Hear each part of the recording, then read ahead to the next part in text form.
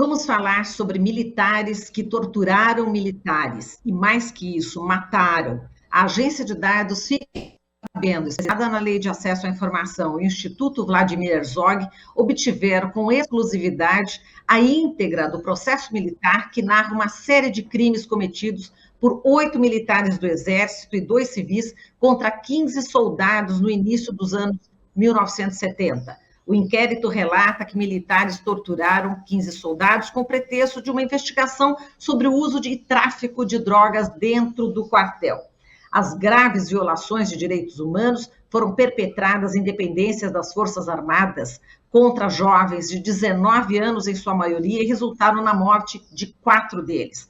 Até onde se tem conhecimento, o processo constitui o único caso em que militares foram condenados em última instância por graves violações de direitos humanos ocorridas durante os 21 anos de ditadura militar no Brasil. Vamos falar sobre esse assunto com a Glenda Mesaroba, ela que é jornalista, cientista política, conselheira do Instituto Vladimir Herzog, especialista em direitos humanos, participou da elaboração do anteprojeto de lei para a criação da Comissão Nacional da Verdade.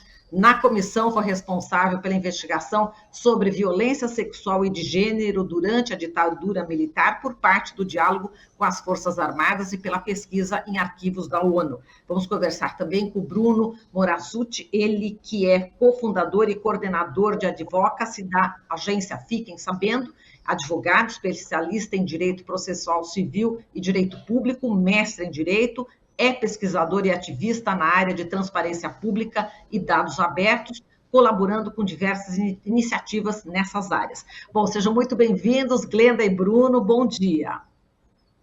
Bom dia. Bom dia. Bom, a gente vai começar... É sempre uma alegria estar no seu programa, embora o tema seja muito pesado e triste, né?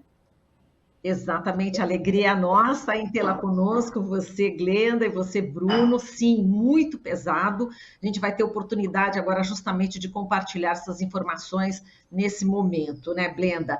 Bom, esse processo, né, se tornou público com um requerimento protocolado por você, Bruno, né, e a investigação resultou até na reportagem O Crime do Século, assinada por você, Glenda, e publicada na edição de outubro da revista Piauí.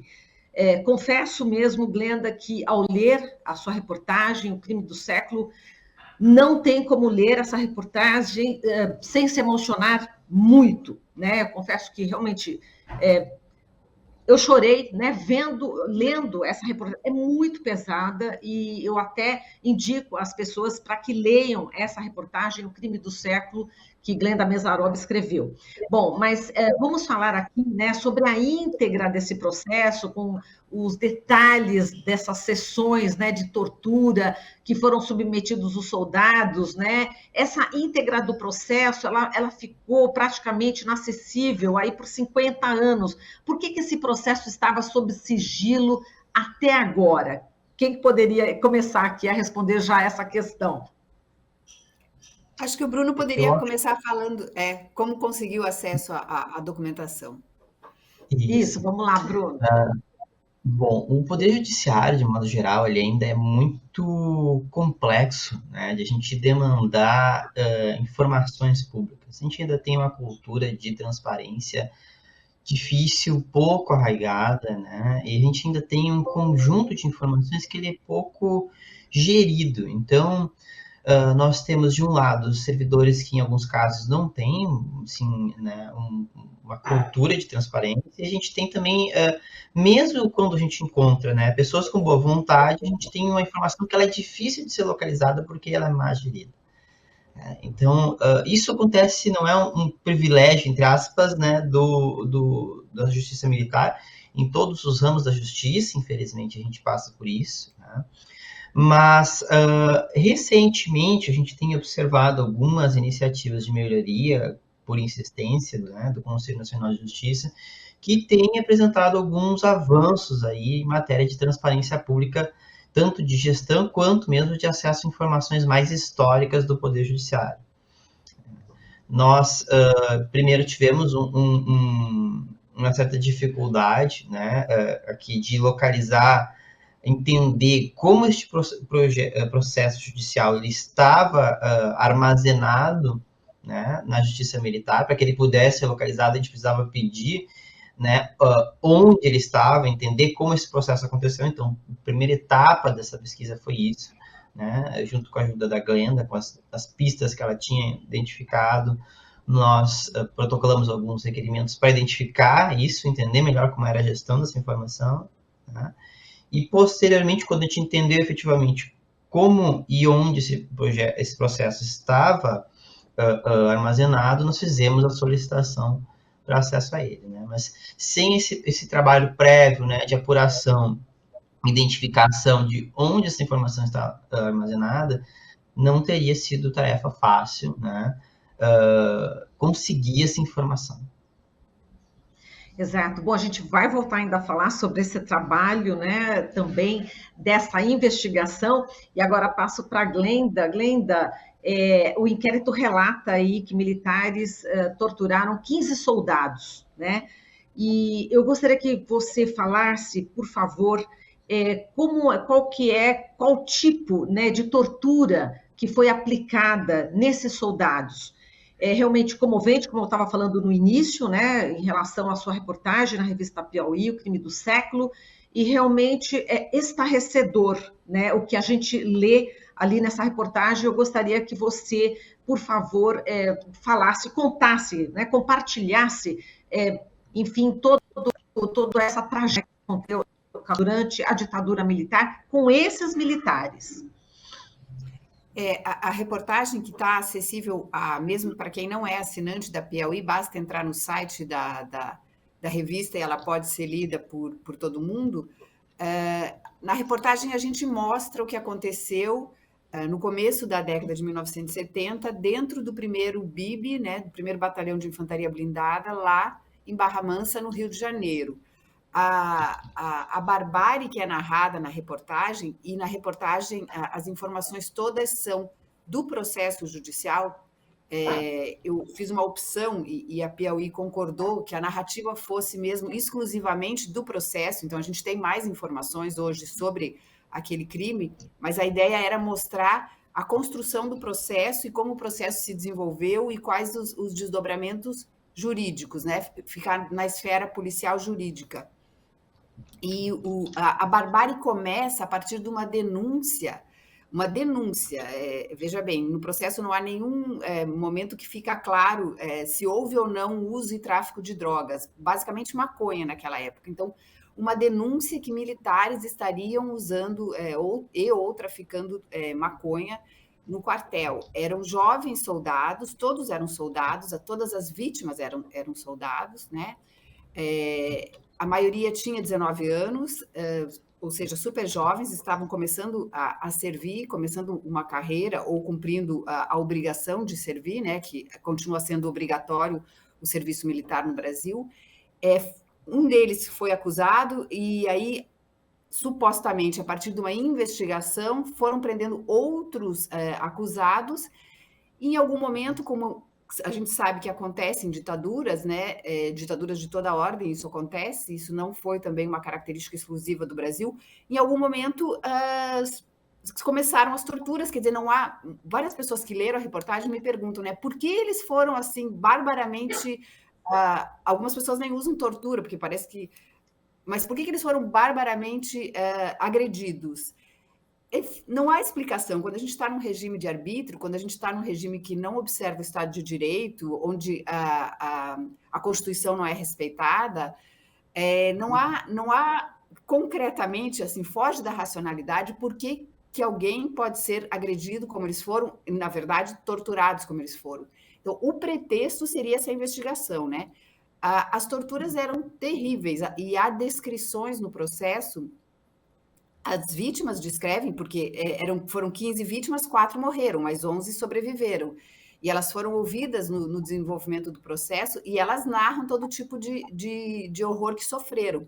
Mas também torturadores contam o que eles faziam. Então, é muito impressionante porque é um documento que traz a confissão dos violadores, né? Além, obviamente, do relato das vítimas. E aí é todo tipo de perversão e todo tipo de criatividade, por assim dizer, né, perversa. Então, bom, começa, né, o mais elementar: socos, agressões, tapas, bofetões, uso de um instrumento para choques elétricos, né? Então, há um dos torturadores, ele usa uma prensa para apertar os pés das vítimas, e aí ele mesmo diz que ele testava a prensa no pé dele antes para não ultrapassar os limites que seriam toleráveis, como se houvesse um limite tolerável para o uso de uma prensa apertando uma parte, um membro ou, né, do corpo humano. Um deles relata que teve que engolir uma corrente com uma pedra, uma corrente de relógio, né? É todo tipo de barbárie. Desnudamento forçado, que é tortura, né? Que é uma violação sexual, na verdade. A perversão não tem limites, assim. E no processo a gente vê isso. E aí você narrou sua dificuldade de ler. As pessoas que têm tentado ler a reportagem, muitas me dizem que não conseguem ler de um fôlego só, e de fato é isso. É muito difícil acreditar que alguém consiga agir assim com semelhantes. E, de novo, eram soldados da própria instituição, porque a gente sempre ouviu, né, durante muito tempo a gente ouve que a tortura é um argumento, obviamente, dos torturadores, não é um argumento válido, não é um argumento que faça sentido, mas se alega que em alguns momentos seria necessária, né? Os próprios ditadores brasileiros chegaram a usar esse argumento, embora não reconhecessem a tortura, mas diziam que eventualmente seria necessária para obter informações, e aí sempre contra supostamente inimigos do regime, né? No caso, obviamente esse argumento não para de pé, mas com as informações do processo evidencia-se que isso é assim completamente estapafúrdio, se é que alguém tinha dúvida em relação a isso. Fica claro que são exercícios de perversão, simplesmente de quem detém o poder, né?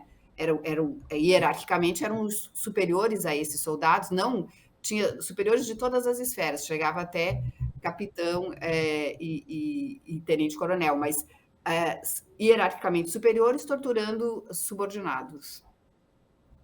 Exato. Tem um trecho aqui que eu vou ler e que é realmente essa é uma perversidade, né? Enfim, depois que mataram, né? Enfim, um dos soldados, tem um trecho aqui que eu vou ler que é assim: antes, porém, o Miranda, com minha ajuda, cortou a cabeça do referido soldado e seus dedos, tendo sido a mesma jogada em outro lugar. A cabeça foi deixada cerca de 10 quilômetros de distância do local onde o corpo foi ocultado. Esse é um dos trechos da reportagem da Glenda na Piauí.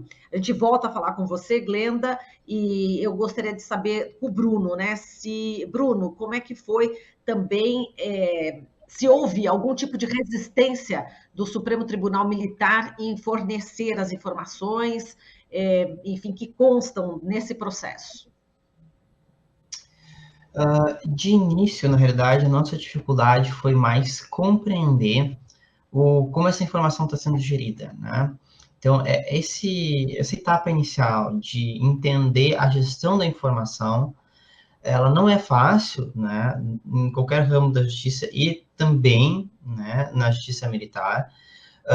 Quando a gente não consegue localizar de forma ativa, de forma acessível essa informação, isso é, de uma forma, um obstáculo para o acesso à informação, né?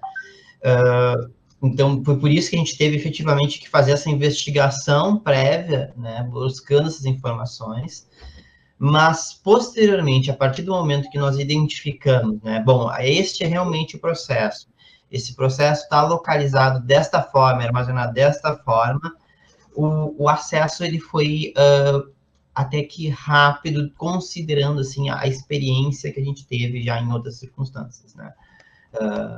Mas isso a gente percebe que, considerando a experiência normal do Poder Judiciário, não é uma regra ainda, infelizmente. Agora, Glenda, você estava falando em relação, eu citei aqui, né, quer dizer, além dessas torturas todas, desse sofrimento absurdo, né, que os soldados sofreram, depois da morte, né, enfim, aquela questão, né, de ocultar, né, o cadáver. E você estava falando, né, a respeito das Forças Armadas, enfim, que elas falavam, né, que utilizavam esses métodos, enfim, para tentar justamente atingir aí os subversivos, e nesse caso são os soldados militares, e nesse caso as Forças Armadas, a partir desse documento que agora se torna público, ela acaba reconhecendo oficialmente a prática de tortura, e o que isso também contribui nessa divulgação, para a gente refletir a respeito do que ocorreu na ditadura militar, mas para os dias de hoje. Essa sua pergunta é muito pertinente, porque as Forças Armadas, durante a ditadura militar, nunca reconheceram a tortura e ainda hoje não reconhecem, né? Nunca reconheceram que houve tortura, que as graves violações de direitos humanos que a gente tem muito bem documentado desde a época da ditadura, né? Desde o começo da ditadura, a gente tem informações bem documentadas. A primeira sistematização robusta é o trabalho que foi conduzido por Dom Paulo Evaristo Arns, Brasil Nunca Mais. Mas as Forças Armadas oficialmente até hoje nunca reconheceram. Eventualmente, um ou outro ditador, como Geisel, depois que deixou o poder, reconheceu que houve episódios do uso exagerado da força, sempre de uma maneira eufêmica, né? Não dá para dizer que as Forças Armadas reconhecem a tortura nesse momento, mas sim que esse processo judicial evidencia esse reconhecimento. Então, por intermédio desse processo, fica claro, esse processo é do começo da década de 70, então, portanto, menos de uma década do início da ditadura, né, 8 anos depois do início da ditadura, as Forças Armadas, a cúpula das Forças Armadas sabia da tortura, isso fica evidente no que está escrito no processo, né? A parceria com a Fiquem Sabendo foi fundamental para a gente conseguir isso. A gente tem clareza que numa democracia, o acesso à informação e a transparência de informações públicas, obviamente não todas as informações, mas no caso, a gente tem que pensar muito claramente. As Forças Armadas existem para proteger o território de um país e proteger o seu povo, né? A sociedade, nunca para transformar a sociedade e seus indivíduos em inimigos. Também não para agredir os seus próprios integrantes. Então, é muito importante ter essa clareza, porque as Forças Armadas são mantidas com recursos públicos, né? Nós pagamos os impostos para sustentar as Forças Armadas. Obviamente, ninguém em sã consciência aceitaria contribuir, remunerar as Forças Armadas para torturar e matar os próprios indivíduos da sociedade. Então, é importante a gente saber que, numa sociedade democrática, a informação é produzida em prol da própria sociedade, né? Quer dizer, essa informação ela existe para... É redundante, mas para informar a sociedade do que acontece no poder público. Esse caso, na época, houve toda uma... Quem tiver a oportunidade de ler a reportagem vê que houve toda uma construção e uma manobra para manter em sigilo, né? Foi um super esforço. Mas, na época, saíram algumas reportagens dizendo que estavam sendo processados e sem detalhes, né? Contava que era um episódio de violência dentro daquela unidade militar. E quando houve a punição, saíram reportagens muito breves sobre isso. Depois, um ou outro acadêmico conseguiu também destrinchar um pouco sobre a participação da Igreja Católica. A Igreja Católica teve um papel fundamental nessa denúncia. Isso não aparece na reportagem porque não aparece no processo, mas a gente sabe que o Dom Valdir Calheiros foi fundamental para que a barbárie que aconteceu ali não fosse ainda pior. Certamente a ação dele, da Igreja Católica, naquela região do Rio de Janeiro, impediu que houvesse mais mortes. Então, e isso é muito importante de ressaltar, porque quem exerceu, quem foi corajoso, quem teve a bravura de se posicionar de maneira correta, conseguiu evitar que a barbárie fosse ainda pior. Isso também aparece no processo, em alguma medida, entre os próprios militares de alto escalão. Alguns ficam horrorizados pelo que aparece no processo, né? Ficam horrorizados em saber que aquilo estava acontecendo dentro de uma unidade militar. E há um embate entre eles, né? Como lidar com isso? O título da reportagem, O Crime do Século, é dito por um general, é ele que diz, isso é o crime do século na esfera militar. Mas Exato. para E a sua pergunta, só para amarrar, as Forças Armadas ainda não reconheceram a tortura durante o período. Estamos aguardando. estamos aguardando e vamos passar para os dias de hoje. Quer dizer, a gente ainda tem tortura, né? Então, enfim, esse acesso à informação, agora para os dois, né, Bruno e Glenda, o acesso à informação, a Glenda já falou da importância, né, dessas informações, da transparência, e você, Bruno, também é muito importante que essas informações venham à tona, porque hoje em dia a gente está aqui conversando e certamente tem alguém sendo torturado. Isso é fato ainda no Brasil, né? Sem dúvida. Não sei se o Bruno quer falar um pouco. Acho que o Bruno poderia falar um pouco da importância mesmo do acesso à informação, dessa Sim, perspectiva. claro. Isso. Bom, com certeza, quando a gente está falando, né, de um Estado democrático de direito, né, o acesso à informação ele é essencial para que a gente possa não só saber efetivamente de como está sendo utilizado o nosso dinheiro, né, mas também para controlar o exercício do poder pelo Estado. Quando a gente vê essas situações acontecendo, elas não são um evento isolado, né? Elas são o resultado de um processo longo, né, em que pessoas gradativamente se sentem autorizadas a realizar transgressões e violações à legislação, aos direitos humanos cada vez maiores, em razão de se sentirem imunes a um dever de prestar contas, né? Claro, talvez tirando assim os casos, assim, os desvios maiores, né, as pessoas que realmente não são, né, não têm a condição de conviver em sociedade, né, desvios desse tamanho, eles não começam dessa forma, na minha opinião. Eles começam com desvios menores, com descumprimentos menores, com pequenos crimes, né? A partir do momento em que a pessoa, né, e o conjunto de pessoas se sente autorizado diante da ausência de consequências, né, é que esse cenário começa, né, a escalar e aumentar para que a gente tenha um quadro como que a gente vê nesse processo, né? Então, com certeza, a transparência pública é fundamental para quebrar esse ciclo.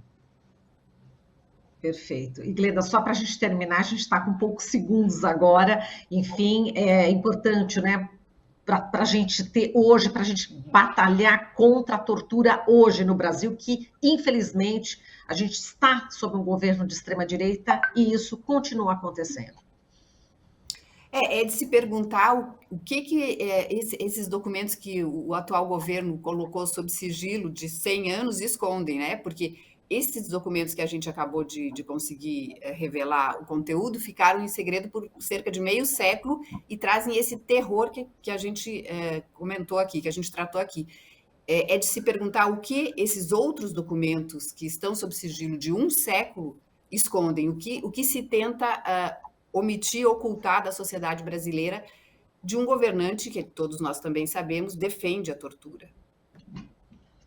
Exato. Bom, a gente agradece aqui a participação da Glenda Messaroba, jornalista, cientista política, conselheira do Instituto Vladimir Herzog, e também do Bruno Morassutti, ele que é cofundador e coordenador de Advocacy de Fiquem Sabendo. E a gente encerra aqui agradecendo muito a participação de vocês, muitíssimo obrigada, um forte abraço e até uma próxima oportunidade, viu, Glenda e Bruno? Muito obrigada. Obrigado. Muito obrigada. Até mais. Estamos apresentando Jornal Brasil Atual. As notícias que os outros não dão.